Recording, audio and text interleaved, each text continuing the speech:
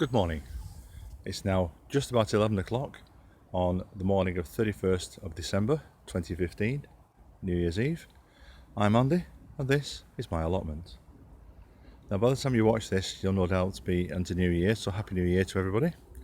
As you can see, the chickens are free roaming at the moment, enjoying the freedom while they can. Not done a lot of updates recently, not been a lot to show you to be honest, but now there's been a fair bit happened over the last couple of weeks. I thought I'd take you a last run around the allotment and have a New Year's update, so end of year update. So let's get started. First of all, lots of horse manure being put down on various beds, as you can see across the line. I've got about 4 beds. That's a quarter of a load of horse manure I got with some of the other people on the allotment. The problem is I would have more, but I've got to clear some of the beds. As you can see, a lot of them are still full. My compost bins are moving over here. As you can see, I've got started on this and moved some already. I'm going to have ultimately 3 coming along here to where the white chicken is, and then at this end I'm not sure whether I'll extend it and have wood chip in one and perhaps manure in another, something like that. I'm not sure what to do as yet, but that's where we stand. On the 26th of December, Boxing Day, we had some torrential rain in the night of Christmas Day, and down here was flooded. Where that compost bin is now was under 3 inches of water.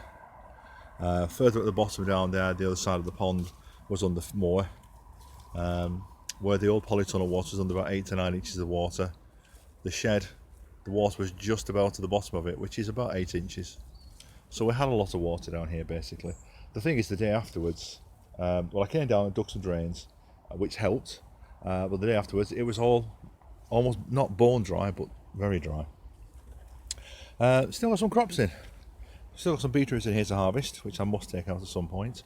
Still got lettuce growing. I mean, it's New Year's Eve for goodness sake, and the lettuce still growing out in the open with no coverings, no cloches, nothing.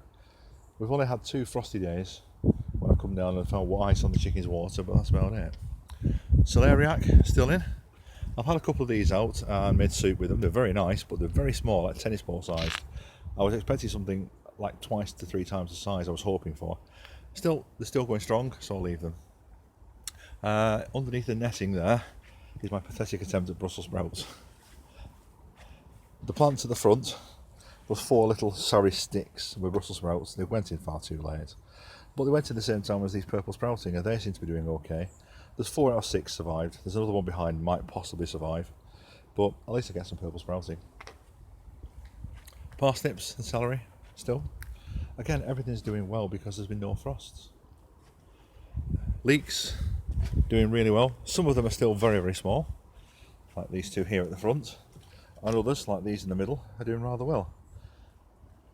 At the back over there, there's more leeks. That's my son's bed. They were planted out about 6 weeks after the first lot. Salad leaves and some fennel, which is doing fine. You know, when we had the flooding, the chickens were at the bottom end of the enclosure and they were starting to sink, and our secretary, who lives next door to the site, sent me a message saying, can your chickens swim? Because if they can't, you better get down here. So we did. Spent a good 3 hours clearing them out. Right, what else to show you?